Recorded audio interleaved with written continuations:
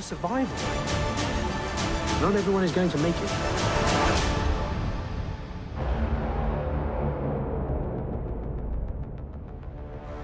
Hi, everybody. It's John with That Hashtag Show, and I'm here with Dean Devlin and Jonathan Glassner of the ARK. How you guys doing? Good. I'm doing pretty good. You know, we're here at WonderCon. I was just wondering, what do you look forward to when you come to a convention? I feel like I read that someone's been coming to conventions their entire life. So I just when you come here, I know it's a different kind of vibe when you're promoting something, but what do you look forward to when you're coming to these?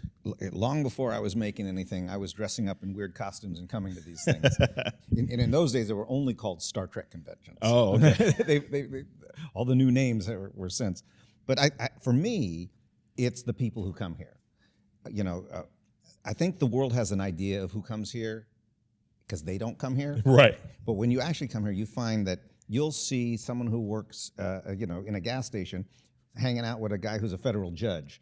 And the thing they have in common is they really have a love for genre entertainment. And so I so look forward to meeting people here and seeing them and seeing what they're interested in. I just love coming to the conventions. Awesome. Yeah, same with me, the people. You know, I find it to be such a welcoming group, not just to me as a person who works in the business, but to everybody. Everybody here seems to, you know, it doesn't matter what their politics are or what their religion is or anything. It's, you know, you're a genre fan, I'm a genre fan, we're buddies. And I also really get a kick out of the costumes. Yeah, we're all here to support something that we love, which is what, you know, whatever it may be, SyFy possibly. So let's talk about the ARK. Dean, how did you come up with the idea for the ARK? Did it just come to you and you were like, "Yep, we're good to go. I'm ready. Let's get this going." I was actually having lunch with a friend of mine named Michael Wright, who used to run TNT when I did the Librarians and Leverage. Oh, okay. And he was just lamenting how he misses a type of science fiction show that he had, you know, grown up on. And we started just talking about it. And he said, you know, what he loved about the spaceship show is you had a group of characters in a pressure cooker, you know, where every decision they make is life and death. And, and he goes, you know, I really would love to see a show like that again. And it stuck in my head. And I just was like, man, I'd love to make a show like that. And then it was like, well, what would be different in mine? And then came this idea, well, what if the only survivors on the ship were not the people who were supposed to run the ship? That you didn't have the experienced captain. You didn't have the experienced navigator. The doctors never actually worked as a doctor before. And that got me really excited about a new way into the spaceship show. And I called Jonathan about it, and he had a billion ideas that were brilliant, and we decided to make the show. So he gives you the call. What makes it a hell yes for you? You're like, I'm in. Well, first I read the script and loved the script, and I love the concept.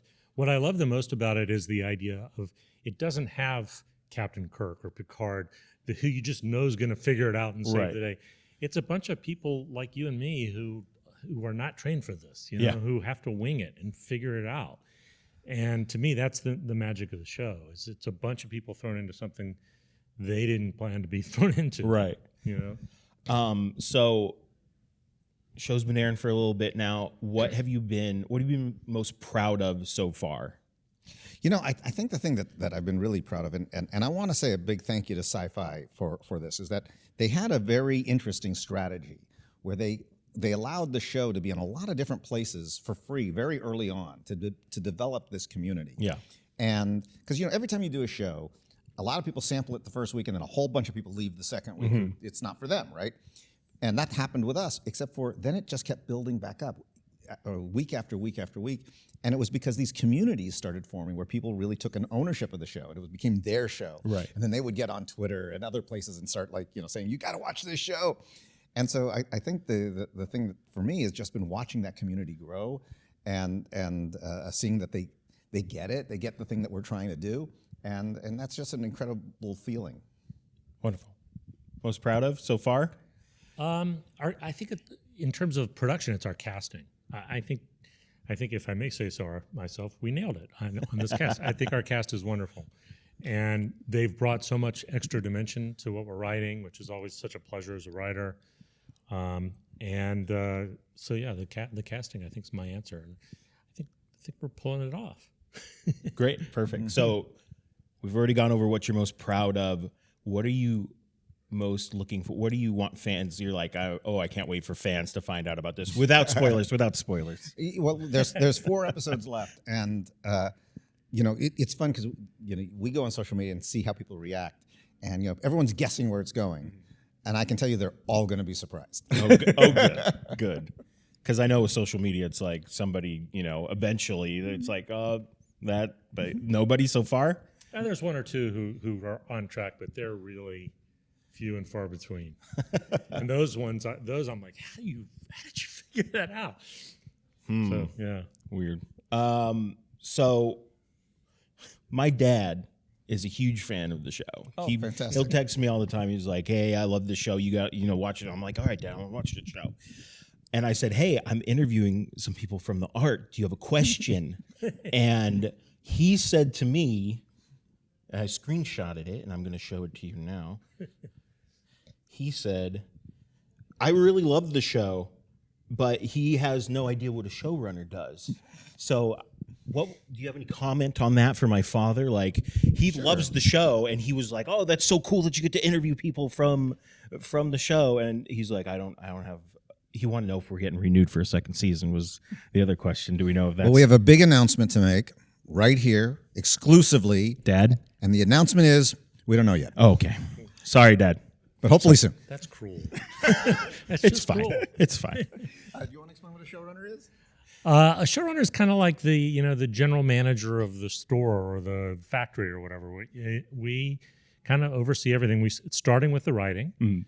I guess you could say I'm the head writer, and going all the way through to the end of post-production, to the last visual effects shot, just overseeing things.